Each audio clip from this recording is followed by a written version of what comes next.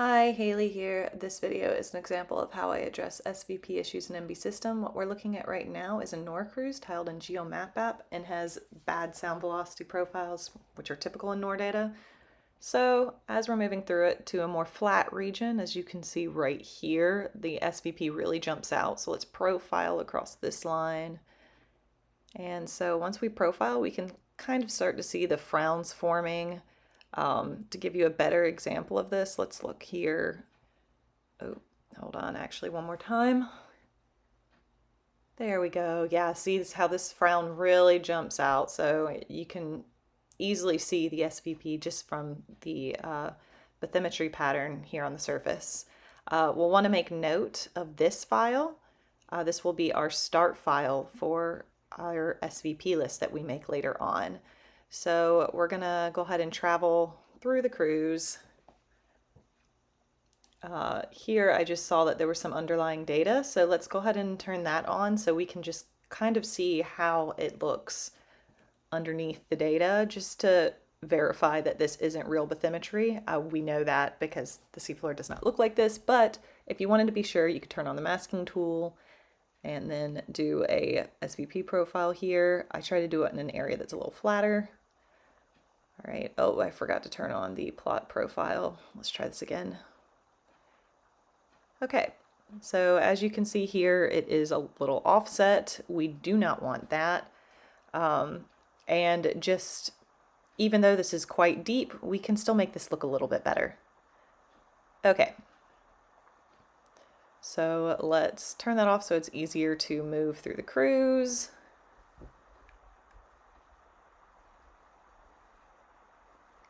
All right, so we're almost through the end of our range here. Once we're at the end of the range, we will make note of that file too. You can even see here that there's a file break from a previous SVP edit. And just to make sure that this is where we should end, let's just go ahead and check the underlying bathymetry. I'm going to turn the mask tool on and the grid on. Let that load. All right, through our profile. And this looks really excellent. So this is where we're going to end. We're gonna just go ahead and make note of this last file here. And that will be our end file for these SVP edits. Make sure we're noting this file. Okay, so hopping over into MBSystem, you'll see my text editor. I made note of the file ranges that my new SVP will be applied to. We're going to use the last 6 digits to name the actual range. It just helps me understand what files are within that list that I will be making. You see those last 6 digits make the start and the end file that we will be working with. Okay. So let's just say that we want to check to see if there's any SVP files already being applied here. We'll just put the file in more and copy this over real fast because we want to investigate the PAR file where all the edits will be made. So spacing through this, we're going to look for the bathymetry recalculation right up here. So the SVP mode and SVP file is what we're really going to be looking at. So that is, the SVP mode will change to 1 automatically whenever we apply a file here. Okay, so now we're going to actually make our pick a representative file that we're going to work with so that we can edit it in MBSystem. I like to choose a file that's kind of midway between the start and the end point, and that's relatively flat so it's easy to work with in the mbvelocitytool. We're going to choose this one here. So I'm going to copy that file over and we're going to take that back to MBSystem. First I'm going to post it right here just so I don't forget it. All right. So now we're going to make our list real fast.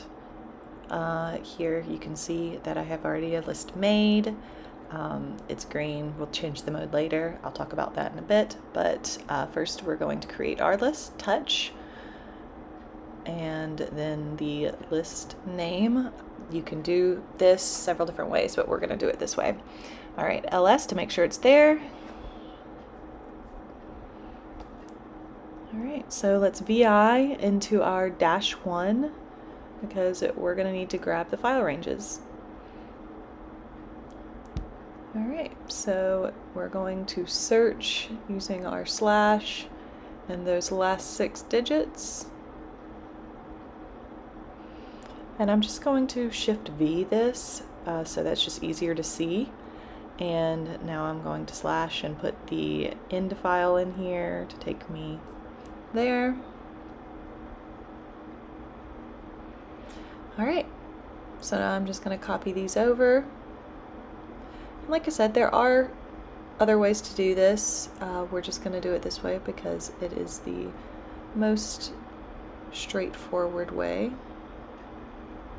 So copy, and I'm going to go ahead and just post them in here so that we don't lose them in case we need them again. There we go.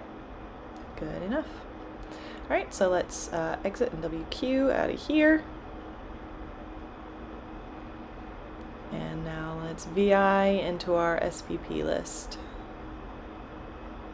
All right, so we're going to insert these files, and now that we have that done, we're going to go ahead and return back into the org so that we can work with our other representative files. So WQ out here and CD into the org directory. So now we're going to go ahead and do mbvelocitytool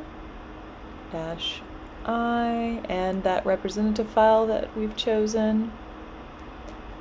And we're going to make sure that after this file name, we're going to put the raw file extension, which here is XSE. But let's check to be sure, because let's say we don't know for sure what the raw file extension is. So we're going to LS that file. And you can see here all the files associated with it. So that XSE is that raw file where we want to make the mbvelocitytool edits on. All right. So I'm just going to copy that command back over for ease, and we're going to hop on into mbvelocitytool.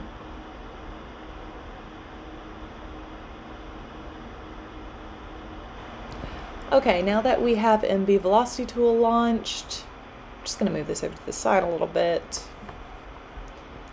You can immediately see here that the arch really is quite bad. The profile is really poor.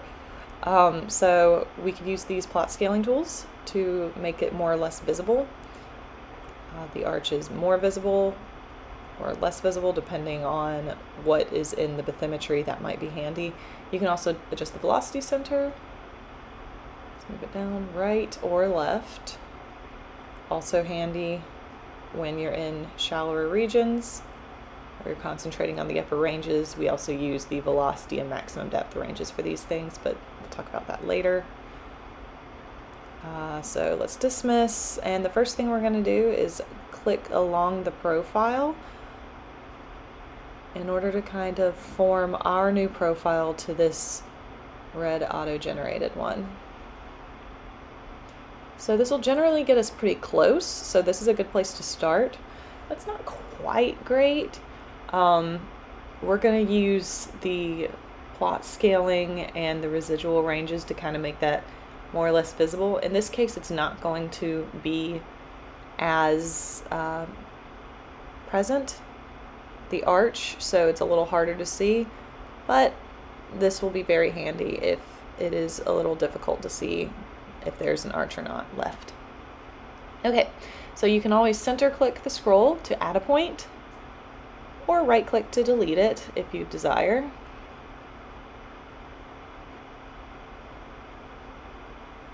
And we could also, if we wanted to concentrate on the upper ranges, we could adjust the depths and the velocity range if we really wanted to fine tune those upper ranges. You can see that much better now. This is very handy in shallower areas, but we're just going to put that back.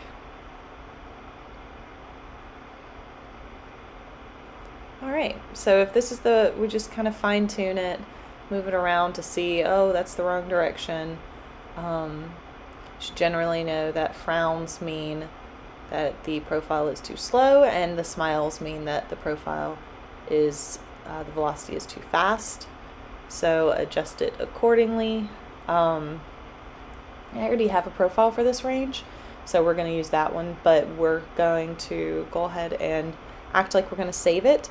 You always save editable profile. You never do the save swath SVP file. But let's say you accidentally click that.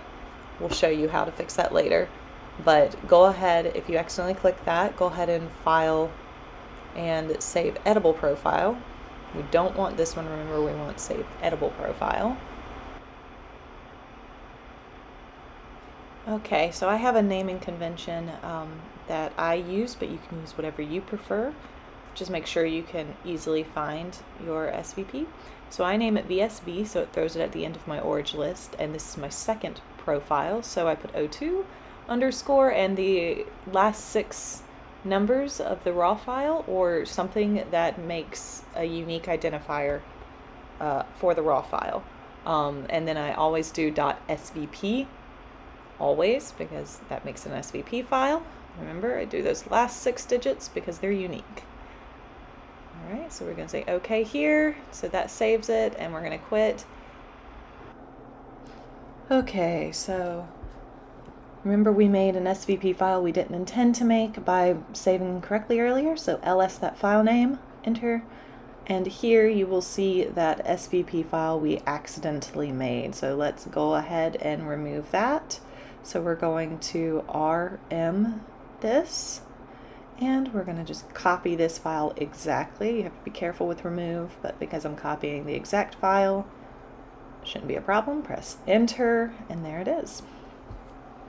So once you have your SVP file ready, we're going to be back into the cruise directory, out of the org directory, and we're going to VI that list earlier that we created. So now we're going to find and replace. So that we do that by %s/ or in this case we're going to use a little semicolon with org/. That's what we're going to replace. And in its place, we're going to put mbset-i, that's the identifier, and colon to close it out. That replaces it. And so now we're going to use find and replace, but with a slash instead. So %s/ space 94. The space is really important. So let's say that we only said 94, it would replace every 94 with whatever we wanted to replace it with. So let's say we accidentally replace something. Let's say that we accidentally did the mbset-i wrong. You would just press U for undo. All right, so let's go ahead and build that, show you how to build that find and replace again. %s/ nope, semicolon in this case because org has a slash. Org is what we're going to find. mbset space-i space is what we're going to put in its place. All right, and so let's do the same with 94. %s/ 94 / space, and here we're going to be p SVP file, colon, and we're going to put that SVP file that we have earlier, that 02 bsv02.svp / and there it is. So now that we have built our command, we're going to go ahead and WQ out of here. Okay.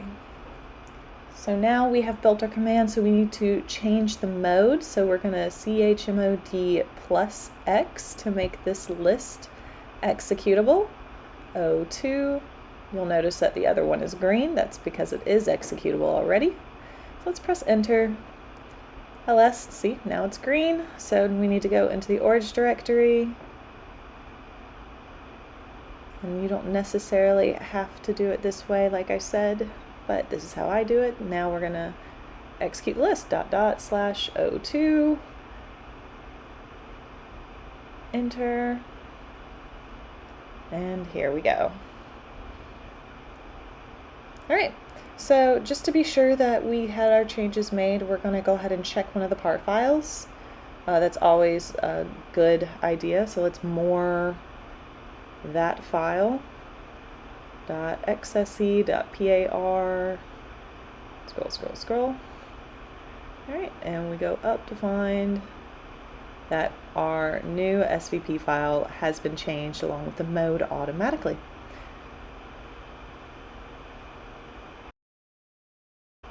So let's see, now that we've gone through the edits, what these profile changes have done to the surface.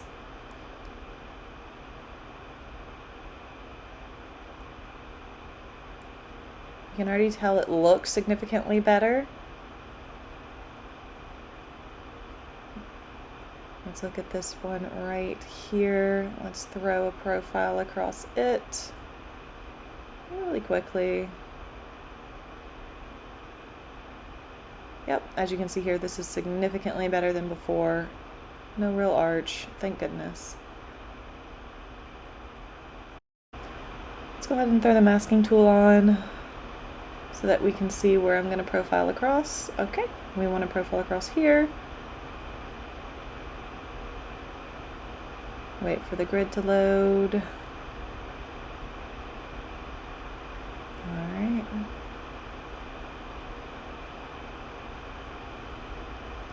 Yep, this generally follows it, which is good. All right. Turn that off so it's easier to move around. I'm gonna scroll through the crews. We want to make sure that where we ended our SVP range looks good as well, and it appears that it does. So I'm going to show you how I make like a gradient SVP. So let's scroll through this file first. You can already tell that there's a file break right there. This is going to be our start file though, regardless. And while this isn't awful, we could probably make this a little bit better. Let's throw a profile across this one just to see. Yeah, it's not terrible. It's really deep water, but it really could be slightly better than this. So let's keep scrolling, and you'll notice that as we scroll down, we really begin to see the profile get worse and worse. The surface starts distorting more and more. This is not what we want it to look like. It can look a little better than this, even if this is deep water. It's gotten worse here, as you can see.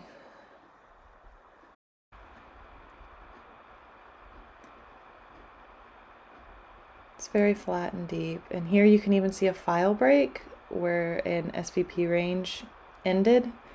And you can see that it's even worse in this area. See, it's frowning in the other direction. So this is where an SVP file should have been continued to have been applied. You can see that there is a big offset here. This should not happen. This is where a gradient will be useful. I say gradient because we're going across several depth ranges. And our profile will not be the same over all of the depth ranges. So let's switch over into MBSystem. Here you will see that I already have the depth ranges, the file ranges, and the representative files. I'm going to name them all a part of this list so that I understand that they're all consecutive. All right, so let's choose a file and mbvelocitytool it.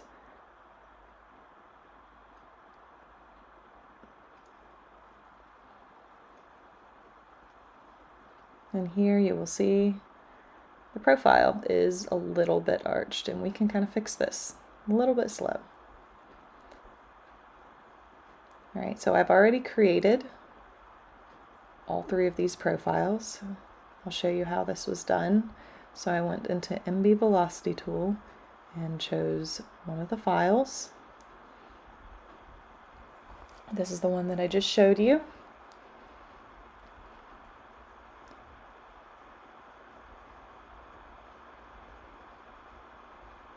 All right, so now we're going to go into File and make sure you're doing Open Editable Profile.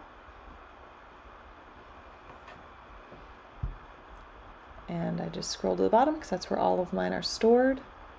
And this is the one that corresponds with this area. So reprocess. As you can see, it flattens out. So what you're going to do is you're going to make little adjustments as needed until the profile is flat. You're only making minor adjustments, because if you make big ones, it's going to cause stepping within the data. So this is really good for this one. I would file save this and move on to the next file. So File.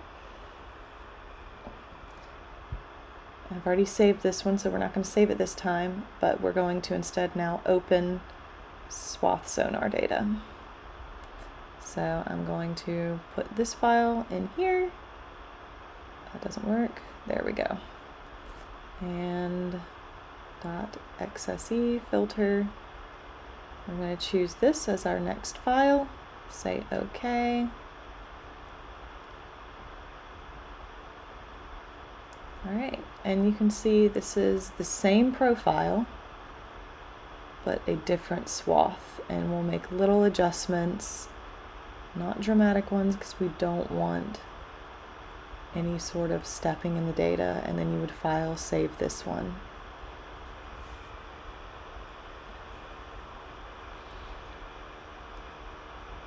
This is how I always do my sound velocity gradients, so that the stepping is not present in the data. So I save this as VSV 062 because it's consecutive, and I use the last 6 digits of the file name that I talked about previously, just so that it is a unique identifier and I know where I made this profile. .svp. Alright. I've already saved it, so I'm just canceling. And let's show you what the last one looks like. Let's go into this one.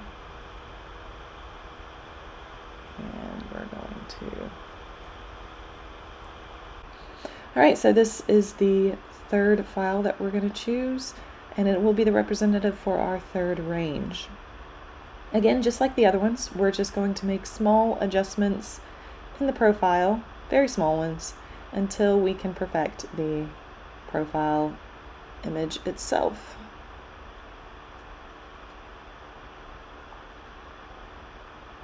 So once we're done here, I'll show you, I've already made all of these. These 3 profiles are the representatives of our ranges, as you can see here. So getting out of the org directory, I'll show you that I already made an executable list, this 06 SVP list with the ranges. And when we more that list, you'll see that all of the profiles are already beside its associated raw file. Alright, so hopping over into the data, once I have executed the new SVPs, you'll see that hopefully the surface looks a wee bit better. It does look slightly better. It's still not terrific, but this might be, yeah, this is probably as good as it's going to get.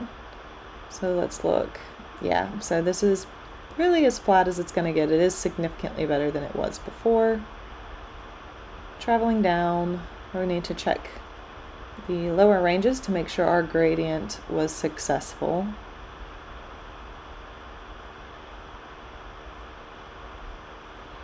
Looking good. So let's keep going. And check down here. It might start to get a little bit concerning, so we're going to probably check one of the profiles over here. This is looking pretty good, actually. Although right here might be a little problematic to check. Yeah, so this might be a little concerning, so let's check around it real fast. Just check in front of it. It looks really, really good. Super excellent. And let's check behind it. It's a little bit concerning too, so let's scroll down and make sure that this looks appropriate. It might just be the bathymetry. I can see something in the bathymetry. There might be a little ping problem here, but this is looking absolutely fine. Check again right here. Yeah, this is also absolutely fine. So those little two areas we were concerned about are not bad. It looks terrific. And this is basically a successful application of SVP gradient. There are several ways to apply a new sound velocity profile to the cruise. This is just the way I have found is the easiest and fastest way for me personally. You can script it faster and you can use different tools and software, but this is my method of applying sound velocity. Let me know if you find a better, faster, easier, more efficient way, because I'm always trying to find a new solution to sound velocity profile errors. Thanks!